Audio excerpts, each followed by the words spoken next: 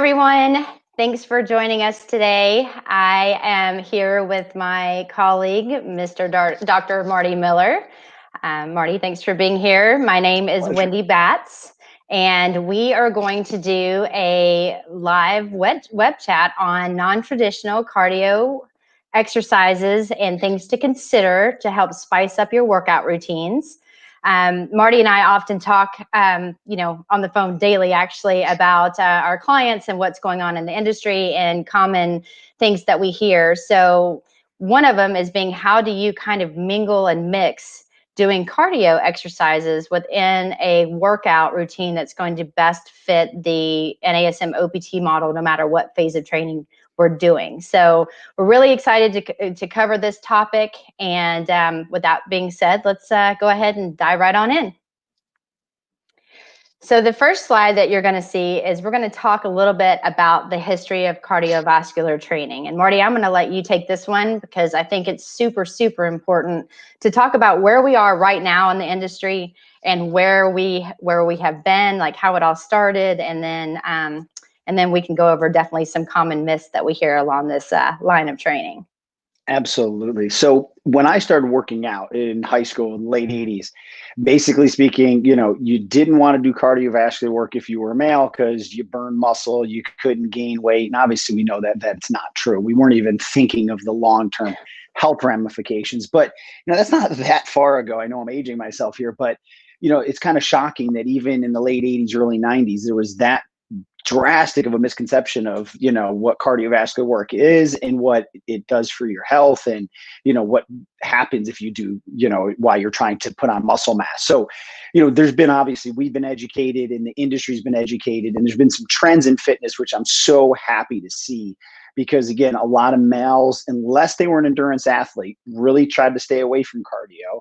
And on the flip side, that's not for today's topic, but a lot of females want to stay away from weight training. So I see finally we've made that merge where I think males and females both like to do the weight training and the cardio. But we still want to go through some of the myths and talk about how to use it effectively.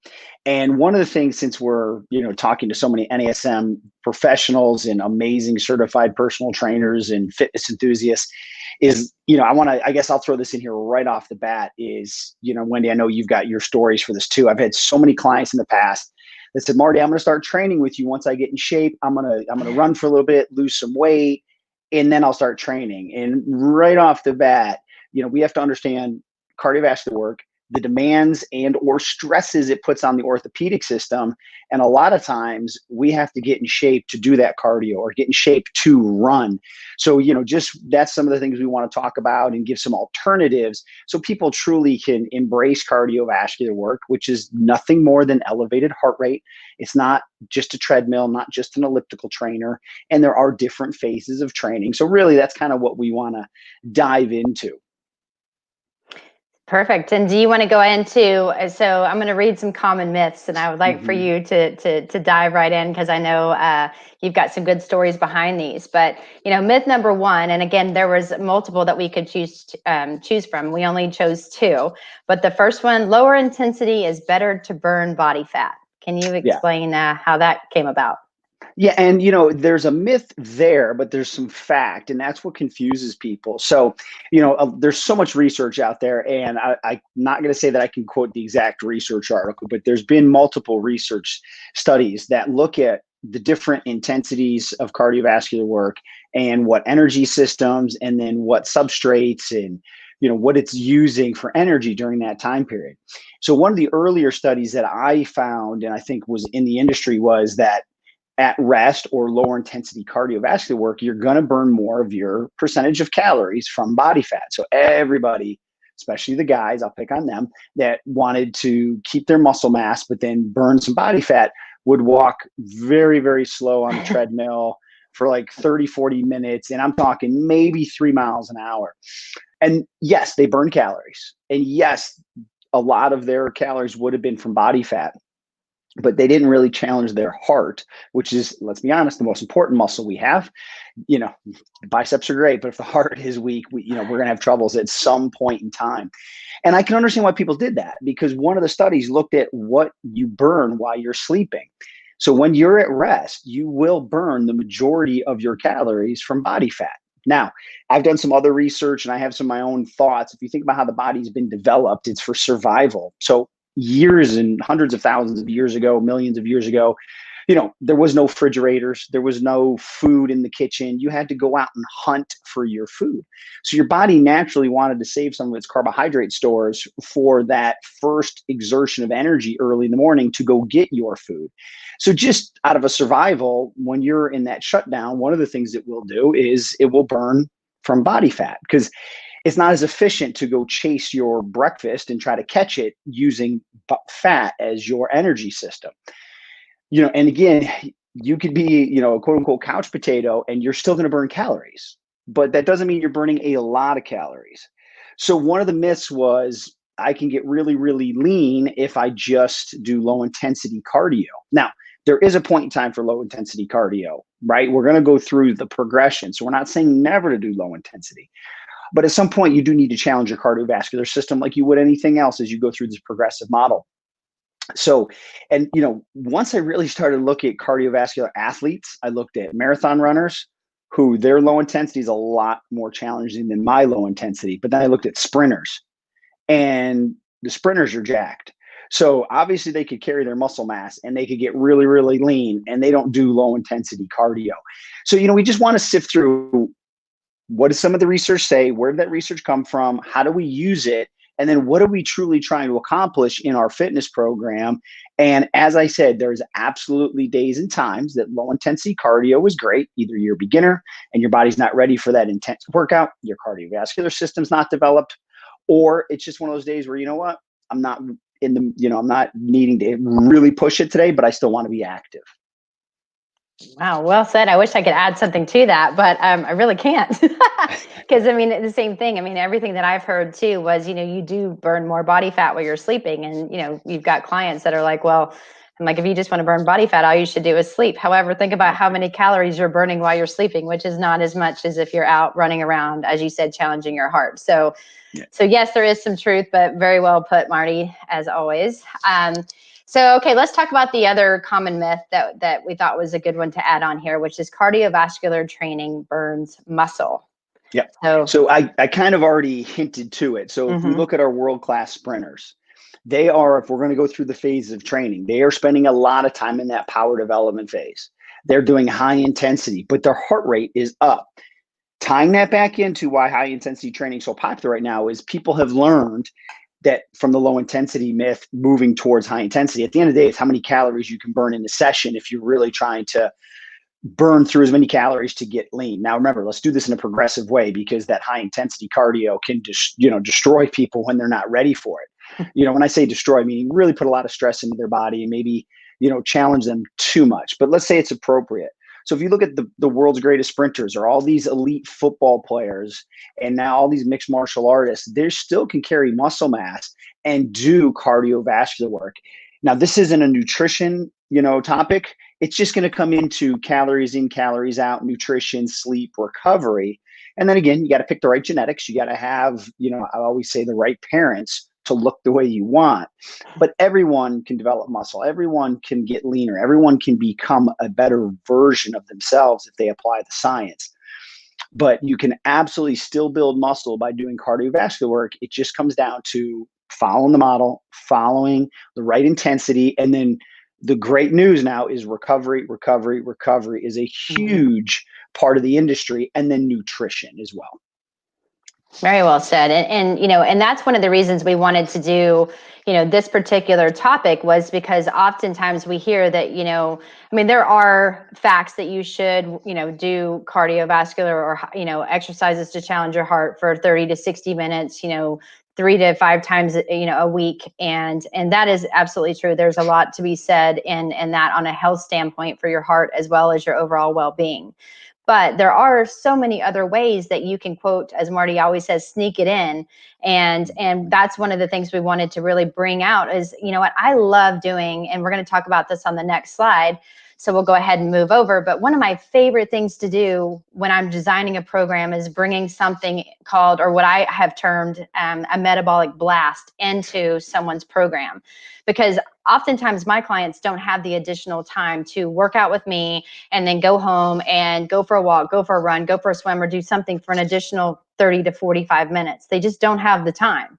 However, they want to try to maximize the cardio as well as the workout with me. And so I just tell everyone, let's just integrate it. Let's do it together. And there are so many different ways, and there's still so much research out there to show that it doesn't have to be consecutive, that you can do bursts throughout your days and still maximize the benefits of doing this, this type of cardio, kind of like, well, we call it a metabolic blast, like a cardio blast. And even if you're not doing a workout routine, a few minutes throughout the day, when you have time to do something that is explosive or hard or challenges your heart, running the stairs or running after a kid, that all counts as cardio. And so it all adds up at the end of the day. So, one of the things on this slide that I wanted to talk about was, you still want to follow the model. And that's the beautiful thing about the OPT model, is that it allows you to be creative, but you also want to make sure that it makes sense to the client. It's in the best interest of the client. It's something that's not overly challenged to where their form is going to be sacrificed, and it's fun. Again, it's part of the fit, like you want to think about the E in fit is enjoyment, and you want it to really, want to maximize that. And so, so we'll tell you, when you're designing a program, still follow the model. Start with your foam rolling, start with the proper stretches that you're supposed to do, and then go and do your core, balance, and reactive. And what I will do is I'll do a core, balance, and reactive, and then I'll throw in that metabolic piece. And so, for example, it could be something like they go in phase 1, they're doing a core, floor bridge into a plank, into a single leg balance with reach, their squat jumps with a hold, which again will start to increase their heart rate. And then I may put them on a rower, and they row as fast as they can. Again, keeping good form, we have to make sure that they're ready for something like that, but they'll do it for anywhere from 15 to 30 seconds. Then we'll give them a small break, and then we would repeat that. And I'm just throwing the rower there because a lot of my clients that first come in, they have rounded shoulders, a forward head. And so we're really trying to work on mechanics, and we want to make sure that they could do that, that particular piece of equipment correctly. But if they couldn't, you could put them on a bike, or you could put them on, an incline treadmill and watch how they're moving. Because again, we did the corrective component, and now we're adding a little bit of cardio. And then as soon as they're done with whatever amount of time you want, we would repeat that. And that's just their warm up. And then at that point, we would put them into the resistance component. So again, still following the model, we would go into, for instance, if we're doing a vertical load, you could do, a squat to row, and then, a 4-2-1 push up, and, a ball cobra, and, the shoulders, maybe doing a single leg overhead squat into, buys, and then your single leg squat. And then I'll do a metabolic exercise. And again, the metabolic could be, I have them go back on the rower. I put them on a bike. I have them, do something that they really like. Maybe it's even something that they don't like because they're going to burn more calories because it's something they're not used to doing. But you can easily incorporate something like that, throughout their workout, to just give them little bits of just a little spike in their heart rate. And of course, with the vertical load, they are going to be burning more calories. Their heart rate's going to stay elevated. And if you're not sure with the client, using the RPE scale, so rate of, exerted, or what is it? Rate of exerted, what is it? Perceived exertion. Perceived exertion. I'm like, wait, blah. But ask them on a scale from 1 to 10, how do you feel? And then at that point, get feedback, because you don't want to, crush them. However, you're trying to again, help them. So, so that's something that I do. I think it's very easy to integrate into that type of program. And we have come up with some of both of our favorite ways. I mean, not just the rower and the bike and the treadmill. We wanted to try to come up with some creative ways to, quote, sneak it in that will increase the heart rate pretty quickly, but also maximize some of the exercise selection that you're doing as well. Marty, I don't know. Do you have any comments you want to add to that? No, I do it the same way. And then just depending on the phase of training, and depending on, I look at what my goal is. So if I'm doing stabilization training, I might put the Metabolic Blast at the beginning, or sometimes I've done it the opposite, where when I'm fatigued, I do some type of Metabolic Blast at the end when I'm fatigued, purposely knowing I pick exercises that I know I can control and I have a progression and regression in my head. But I want to mentally, okay, you got to keep your form just because you're getting tired. So I pick safe things. That's not where I might pick, these really crazy plyometric exercises, battling ropes, shadow boxing, jump rope, things that I know my form and technique I can control. But now I'm really focusing on that in a fatigue state. And what I would say today was a perfect example for me. We always got to be willing to adjust, right? I had a beautiful plan today. Didn't sleep well last night. Walked in the gym. I'm like, I'm going to power through it. Start my warm up, start my first exercise. I'm like, not today. Canned it, went to the stair mill because it's controlled, no impact, safe. And I did 100 flights. And I'm like, today's an active rest day. And it was a moderate pace. I didn't try to, but I got my activity in, because I was listening to my body. And if I would have tried the higher level stuff I had today, I would have got through it. But would I have done it with the efficient form and technique that I want to load my body properly? So again, you just got to always be willing to adjust. We've all been there. So you got to adjust for your clients. But that doesn't mean you have to just say, well, today's not a day we're going to do something, because there's always a level that you can get back to safely. And then you just recharge and get back to it the next day. And another thing, just to piggyback off of that, I mean, it's really important. And Marty said it. I think I said it as well. But I want to stress this. It's very important to think, about the demand that you're putting on your client as well. Because, oftentimes when we start talking about things like make it challenging, increase the heart rate, we as trainers, we want to be very careful. And again, we're never sacrificing their form.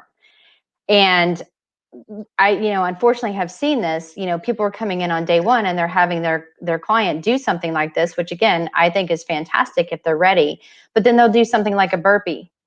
And, a burpee is really, really challenging, guys. And people's forms are, the form that I see, oftentimes they're tush is up in the air, their feet are externally rotated, their knees are caving in when they jump, they're coming down, their head's falling. All of that stuff matters. And so if your client can't maintain that, again, it's very, very challenging, because think about the demand of being face down and jumping up. So the different elevation changes, the demand that's placed on the heart, which is, I know we've already talked about doing that type of training. However, just be smart in your choices. And so again, we're going to show you some of our favorites, but just know that there is a progression as well. So, if you're going to just add in like phase one, like Marty said, you could do jumping jacks. You could have them, do mountain climbers, because they're staying in the same position and they're just doing it for a certain set of time.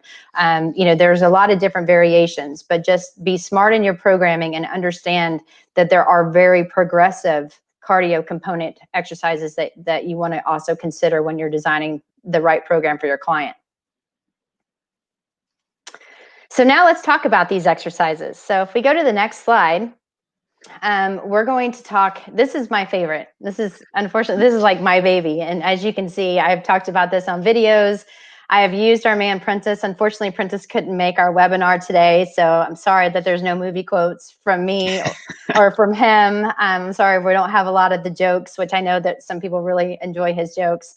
However, I do this often. I probably have, clients work their way up to this point. So again, this is more of a advanced exercise, because when you're doing, and I'll talk about what all this stuff means, your client has to be able to maintain a proper plank position for an extended period of time.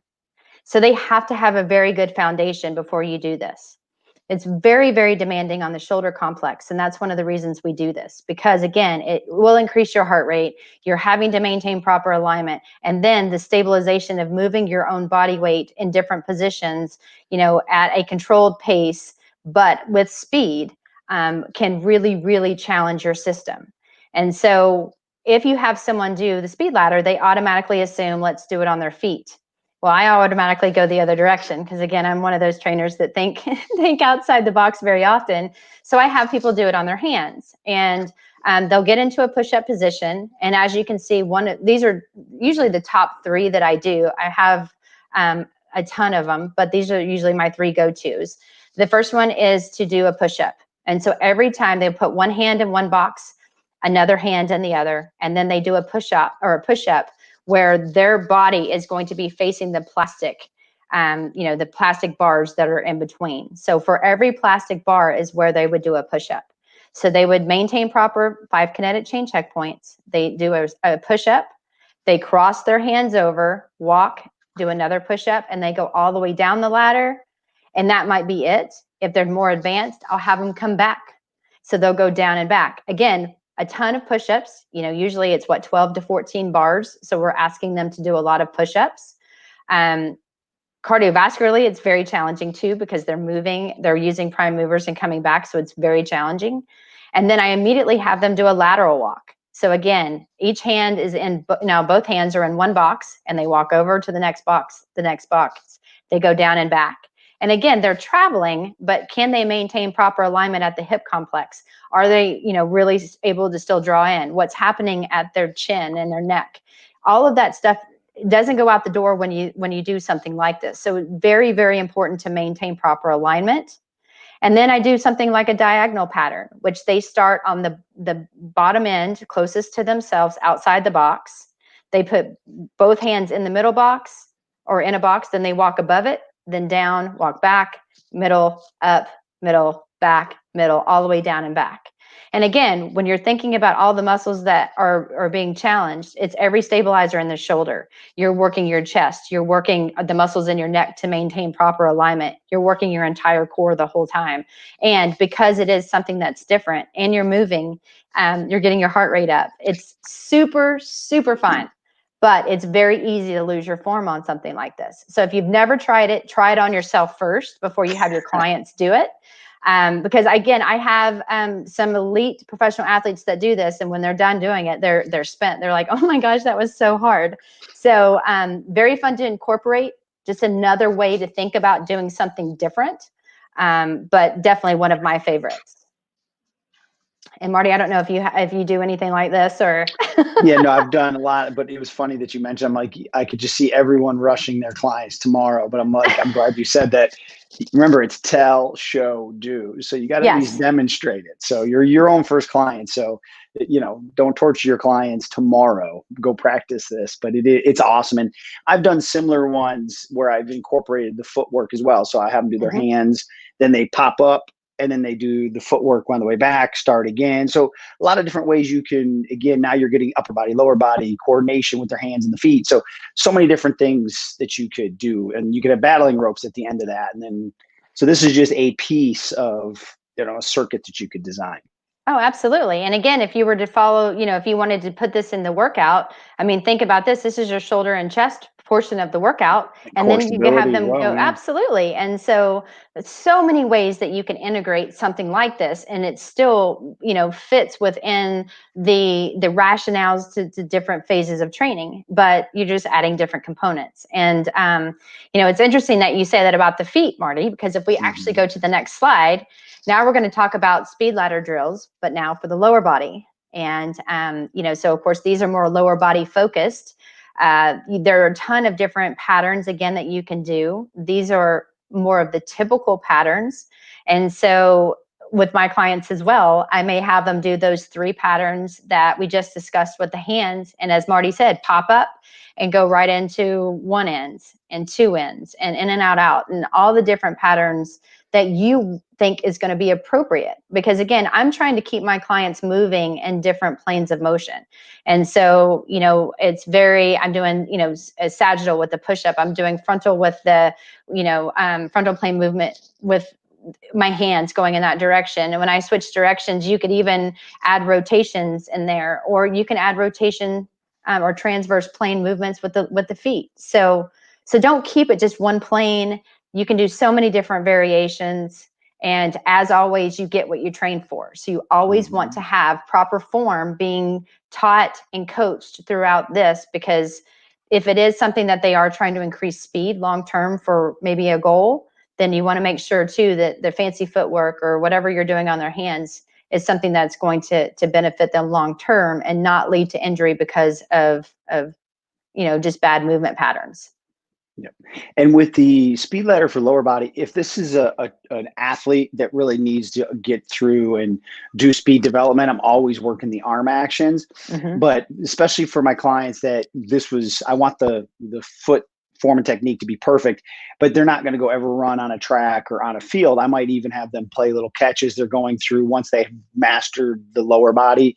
It doesn't even have to be a medicine ball. It can be just, one of those little squeezy squish balls that, kids play with, just so that way they're now focused mentally but they're having fun with it. Mm-hmm. You're not trying to do anything crazy, but once they've mastered these, now you can add a cognitive element, you can add that coordination, and it really becomes fun. It's not a cardiovascular workout, because I'll be the first trainer to fire my trainer if you ever put me on a treadmill for half hour. It just doesn't, for my DNA, it doesn't work. And that's actually what I studied in my doctorate is, how people perceive exercise. I'll do cardio all day long like this, or, something that's like a game. But if you just said, Marty, I'll see you in 30 minutes on a treadmill, I'm out. If I push through it, it's exhausting mentally more than it is physically. I'm looking for these type of activities.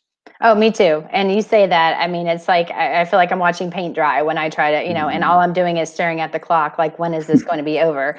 Like, I really do. I love when people can get on and run, and they really love that. Like, that's something they're passionate about. That's their go-to. And again, if it is, that's fantastic. But I'm like, Marty, I want something different and challenging. And I don't mind getting on and doing intervals or sprints or something. But if you just tell me to run for 30 minutes on a cardio, I feel like a hamster on a wheel that's going like nowhere. And, it doesn't work for me. And another thing I wanted to say before we moved on, oftentimes I talk about my particular clientele because that's what I'm used to working with every single day. But this is super appropriate for seniors, for people of all ages. We don't often talk about youth, which of course this would be fantastic for, individuals that are learning coordination, learning how to move in different planes correctly. But, as we age, obviously we really want to train moving at different speeds and different planes of motion as well. And so remember, everyone's speed is different. And so, you may not have an 80-year-old woman going max out, doing a 1 in, 2 in and out, but you may want to tell her, I want you to go at a pace that you feel comfortable, just to get her used to moving. So that way, if she trips, she may be more likely to catch herself than fall and break a hip. So, there are so many different ways to integrate this. And, and again, if they're not used to moving in certain ways, and they're not used to speeding up a little bit more than what they're used to, it definitely can be very, very beneficial for senior citizens as well. Just make sure that you're there to help them, should they need it or trip over the ladder. That's the one thing to caution yourself, is make sure they pick up their feet, and because they can't shuffle. If they shuffle, the ladder's messed up and they're more likely to fall. Okay, so now moving on. Some upper body examples. Again, we obviously discussed the speed ladder, on the hands. Some other common ones that Marty and I both add into our programs to kind of spike someone's heart rate throughout their workout is something such as like a box push-up with walkovers. And again, everyone has their own names for things. So you may call this something else, but I mean, basically you're just getting a small step that's not very long, or very, it's wide enough. So it's about that wide, but maybe this long. And, you're having someone push up, and they walk their hands over and they push up on the other side, and then they meet in the middle. And then they walk their hands off of it in the front, meet in the middle, and then back. And then they go back to the side. And that's 1. And you may have someone do 10. So it's 20 push-ups, but they're also challenging their lats and their shoulders, as well as their pecs at the same time. So it's another all-inclusive. It does get the heart rate up because there's movement and there's challenge. Plus, think of the core demand that must happen throughout that push-up, and you're adding, obviously the plus, so you're getting some serratus activation as well. So the things to think about when you're doing any of these things is that you must have good core strength, and you really need good lat extensibility to do that. Because as you reach forward, you're reaching a certain distance. And if someone has overactive lats, then that could increase the chances of an anterior tilt. or a lot of compensation in the shrugging, or just trying to get through it. And again, if their form is sacrificed, then it's a no-go at that point. And maybe you just start going side to side as you work on some flexibility. Another one that we often do are plank walks, and the plank walks in all planes. And again, you can do a plank in a high plank, which is a push-up position, or as you see in the bottom example, they're on their actual their forearms, and they walk up onto their hands and back down. Again, great shoulders, great chest. It does increase the heart rate as you start to add a little bit more of a tempo to it. Marty and I both love these battle ropes. Mm-hmm. So many different ways of doing that. I do mine for time, and I may give them 3 or 4 different patterns so they can do like slams, or they can do snakes, or they can do, there's so many different variations.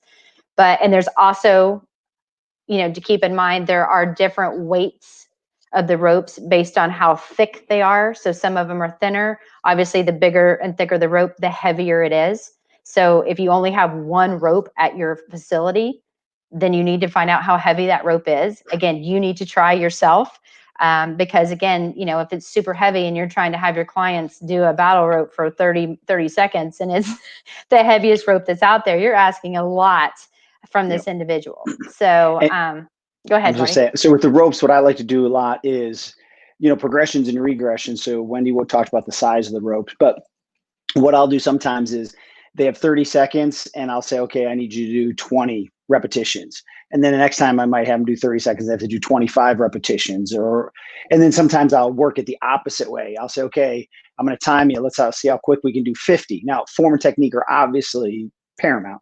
So if they do 50 and it takes them 30 seconds, I'll be like, all right, you got to do 50 again. You still got to be under 30 seconds. So you can add in other ways to quantify to see if fatigue is setting in. And then if you really want to make it more cardiovascular demanding, again, there's the progressions, but now you get them into a half squat position. You get them into a lunge position where their knee's not on the ground.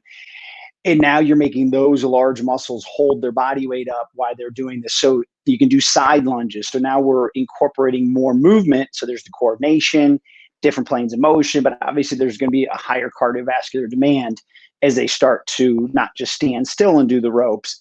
They get other body movements associated with those as well.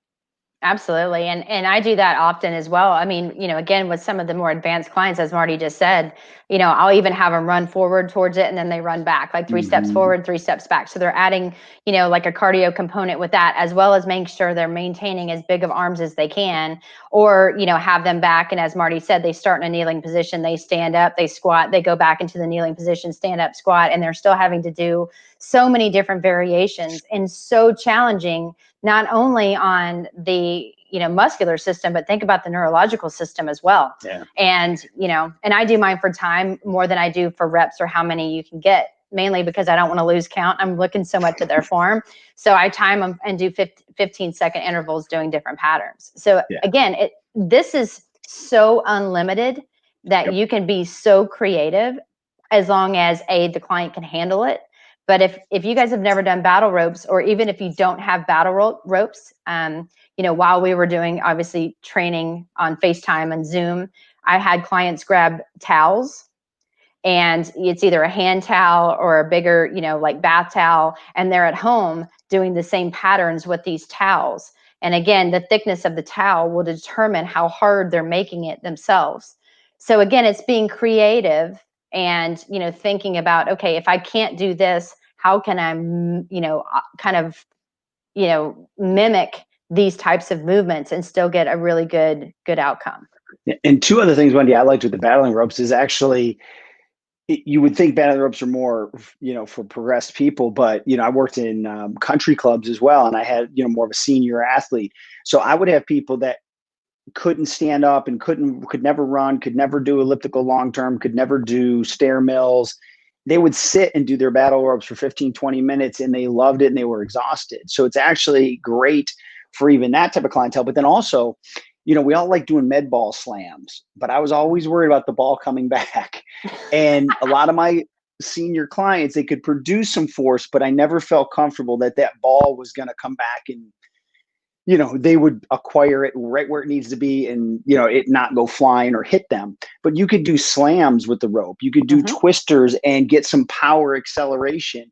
It's not exactly the same as a medicine ball, but you're really getting full power and full acceleration, but it can be safer depending on the environment that you have to train that in. So again, just thinking about the model and how can I regress it, make it safe. But battling ropes I think are awesome for everybody. I love them. Yeah, super fun. And then, of course, some of the other ones that we have, these are a little less, demanding, but they're very good when you're thinking about, the core demand and trying to maintain proper alignment. But you get someone in a, I always call it a high plank, but basically a push-up position. Again, you're maintaining the integrity of the shoulder complex, so you're looking for a flat back. And then just without moving side to side in the hips, you're trying to keep everything level. They just go into basic shoulder taps. And, you could speed it up, but in the very beginning, slow it down. Again, you're just trying to just do something different as you speed it up. Obviously, it's going to be more cardio that way as well, just like with any exercise. Lat reaches on a slide board. Our facility, it really is updated, but we still do have a slide board, and I love our slide board. And so oftentimes, we used to think back in the day that people would just go side to side and work on like kind of the ice skater, frontal plane motion. What I do is I have people do it on their hands. And so they'll get into a push-up position and they actually have to slide themselves forward and back. So as they slide, they're doing kind of like a push-up and they come back, and then they do a push-up and they come back. Super, super demanding on the core. Have to have very good, obviously core strength is most important, but they have to have good alignment. They have to really be able to own a 4-2-1 count push-up because the time under tension that they have to be into that, in that down position, as well as they have to, again, have good lat extensibility because when you reach anything overhead, your lats have to be what helps it get there. So something to think about, but just, you could also just do side to sides. There's a lot of different things you can do. You can do circles, Mr. Wax on, wax off. Yeah. Hey, there's my movie quote. That's right. We got one. I got one. Prentice will be happy. I'm so proud of myself. I think it's my first one ever. And he missed it. But then, and then I'll just say one more, Marty, and then if there's anything you want to add, but just basic farmer carries. And, you could do a 2-arm farmer carry. You can do, just a single arm farmer carry. You just need to make it your own. And again, form is most important. And there's a lot of ways to do carries in general. So, I'll put it into a category. I'll do, like you're holding, something across your arms. I'll do 1-arm carries, opposite sides. Then also I'll do like bottom up kettlebell carries where, my arm's at 90 degrees elbow and, I would do that on a shoulder day. But again, using that as a stabilization, and I start doing, 20, 30, 40 yards, depending on where I'm at. That's kind of like your active rest, and it's just any type of carry. So, don't think that everything has to be equally loaded. As long as your posture and form, you can offset that one-sided load. That's the purpose of a one-sided carry. It's not to shift to that side. It's to, just like a peel-off press, it's to fight that counter rotation. But, those are some of the things that as you get people progressed appropriately, you can start adding some load to it. But, I like the carries because you're not compressing the spine. You're not hitting the ground with high impact. So if you do it appropriately, you can really develop their muscular system, but also safely load it and then really get that cardiovascular system. And there's a lot of carryover to everyday life when you're teaching them how to pick it up, set it down, and carry it. Don't just like let them drop it, or just bend over with horrific form to pick it up. Yes, no horrific form on our watch for sure. All right, let's go. I know this next slide, Marty, is something that you're super passionate about. So we'll go ahead and advance to the next slide. And it's talking a little bit about the EMOM. So do you want to tell us about that? Yeah. So, one of the drills that I like to do is because it's easy for me to, keep track of it. Coach and cue is every minute on the minute. So, I can, again, if I was training a group of people, I could have 2 or 3 or 4 people and say, okay, Wendy, you got 20. So-and-so you got 30 or you got 10, because again, just different levels and maybe even different tempos. So I could still apply the model into it, where I think a lot of people do EMOM. It's, it's how many you can get in. Well, if I'm in the power phase, that might make total sense. If it's a stabilization phase, I may only want you to get 5 in during that minute. So again, you guys all know the model. But, something I like to do is I like doing shadow boxing. I've got a martial arts background, but you don't have to have a deep background in martial arts to teach people to do shadow boxing. If you're going to hit objects and pads and combinations, yes, you should have some level there. But, shadow boxing, it's a great way to get the thoracic spine moving, the hips rotating, getting that range of motion, but it's a great way to get the heart rate up. And then I'll go right into battling ropes. Then I'll do something closed chain, whether it's a bear crawl, reverse bear crawl, lateral bear crawl, all these type of things, any of the ones that Wendy showed, plank to push up to, high plank, shoulder taps. I like getting people's hands on the ground because it gets that co-contraction of the core and all the shoulder stabilizers. And again, getting their chin. This gentleman's chin's not in the right position, but he's got really good form overall. But let's assume that, his chin was tucked in level with the rest of his spine. But it's, again, harder than it looks, but safe and very easy for everybody to be able to do some type of these type of combinations. So just fun. And you could have so many different variations of it. Each day you could just take one thing out or change the punches, change the planes of motion, change the battling rope exercise, and you can really have a lot of fun with it. Yeah, I mean, I love this too. And it is easy when you set your timer and it goes off. So then again, I'm a horrible counter, guys. I'm a horrible counter and if I have more than one person, obviously I tell them I didn't go to school to count. So it's up to you to count to 15 or whatever. My job is to make sure you're doing it accurately. So yes, when you have the clock as your friend as well, and you can really focus on cueing, especially with a group, it really does make it fun for them, challenging. They compete with themselves. But it's definitely a fun way of training and something different if you're not used to doing that. Mm-hmm. All right, let's go to the next slide.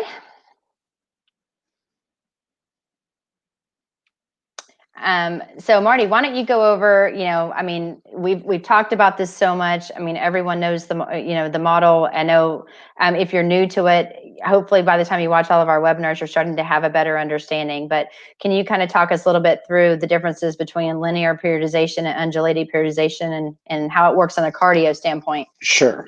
So the first time through someone, new to fitness, or even if they're in great shape, but they're ready to just kind of change what they've been doing and go through the model the first time.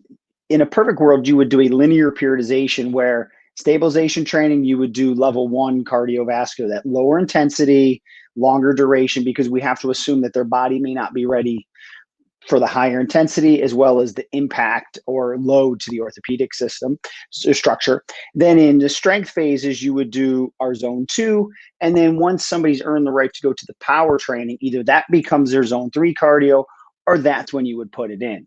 Now, let's say you've been through the model in that linear progression, and now you're coming back to stabilization training. You've been doing this for years, and you have undulated your program where you're doing maybe another 4 weeks of stabilization training. Then you could do all 3 zones of cardio in there, right? So you could do Monday, Wednesday, Friday, total body stabilization training, but Monday might be your zone 1 cardio, Wednesday might be your zone 2, and Friday might be your zone 3. You just got to understand what it's going to do to the rest of your workout, or maybe you do it on the alternating days.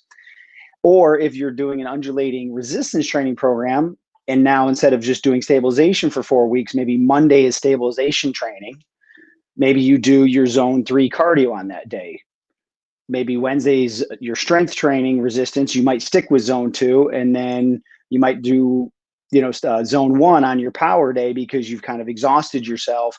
So you might just go, you know what, I want to burn some extra calories. I want to kind of cool down a little bit mentally. I'm just going to go for that 30-minute walk, or an easy elliptical or bike or something like that. You're not going to follow up high intensity power training with high intensity cardio.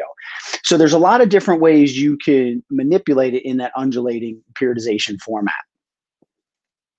Very well done. My pleasure. All right. So now let's go ahead and let's see if there are any questions. So we're going to bring our producer, Greg, who is in the background, and see if he has found us any questions. First time I'm on video. I don't know that I'm comfortable with this. Get used to it, Greg. Yeah. Celebrity.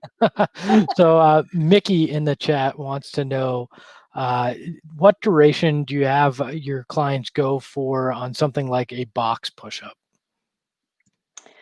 So Mickey, I would say, well, hi, Mickey.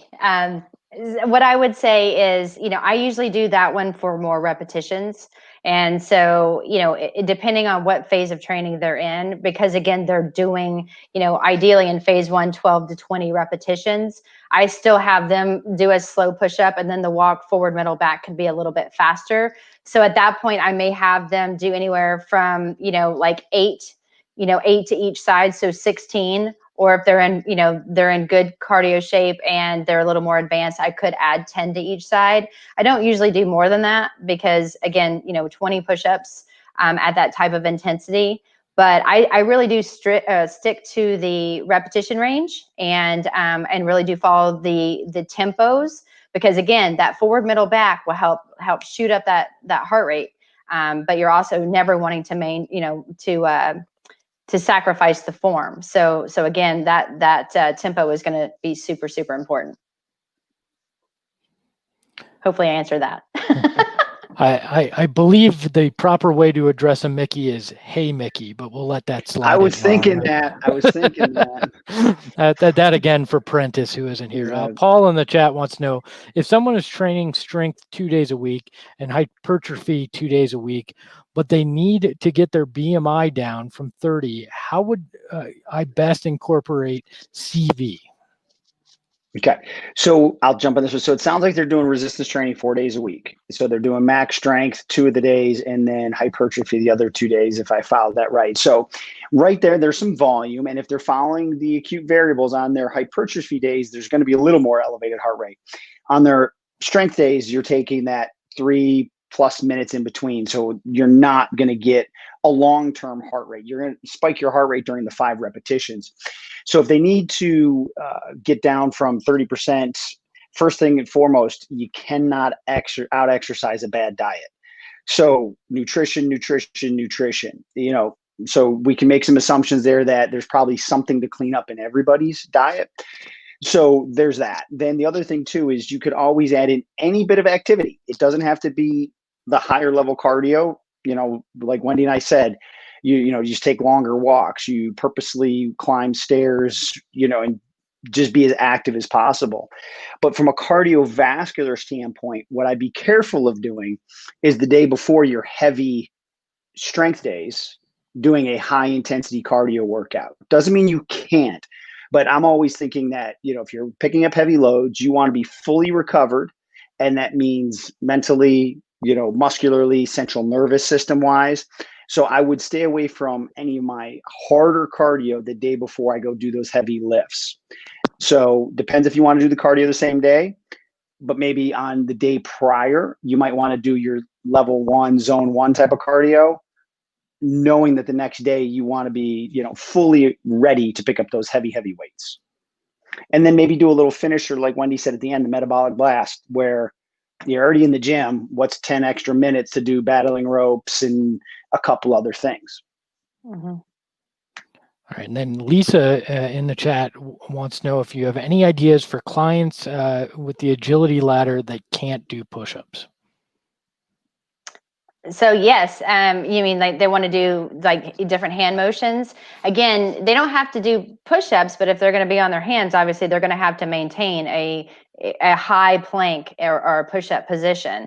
If not, they're going to be on their feet. So they don't have to push up on the bar each time, but that's when you just do the walkovers. So they maintain the push-up upright position. They maintain their alignment and they just walk over to each box. So that's what I meant by like a lateral walk. They could do the diagonal pattern. There's no push-up involved in that at all. I mean, again, this is where you could be creative. You could do just a walkover, add a rotation, come back, walk over, add a rotation to the other side. So you could get some transverse movement in there as well. So, I mean, the one thing about the speed ladder is you're only limited to your creativity. And so, if you think of like a pattern that would be beneficial for your client, that could be fun, still very safe, and it's just something different, then as long as it makes sense, then go for it. But I don't know if I really answered that question, but the only time I actually do a push-up is just usually my first pass down or back, or down and back, is usually I push up, something that incorporates a push-up, because they're their most fresh then. because the other ones are still super demanding, and by that time they're pretty spent. Great. And that is it for the questions. But one little bit of housekeeping. If you guys watching enjoyed this conversation, keep in mind we have our Optima conference coming up October 13th through the 16th. It is a completely virtual conference this year. So no matter where you are across the globe watching us, you can take part this year live and on demand. If you sign up, you can earn up to 2 CEUs, continuing education units, for just $299. So visit NASMoptima.com or click the link in the description of the video to register today. And guys, thanks so much. As always, I appreciate you let me hop on here and read questions for you. It'll be a regular appearance now, Greg. I know. We're happy to have you. Well, again, thank you guys for joining us. If you have any questions or you want to contact Marty or myself directly, you can contact me at wendy.batts, which is BATTS, there you go, at nasm.org, or you can find me on Instagram at wendybatts13. And Marty? Yep. Then you've got my email there, marty.miller@nasm.org, and Instagram, dr.martymiller72. And then, guys, remember also 2 times a week, I'm live on the Instagram with the Coffee Talk Friday morning coming up at 6 a.m. East Coast time. And then today, always on Tuesdays at 9:30 a.m. Eastern time. Fantastic. Well, guys, thank you so much for joining us. We hope you enjoyed it, and we'll see you next time. Take care, everybody.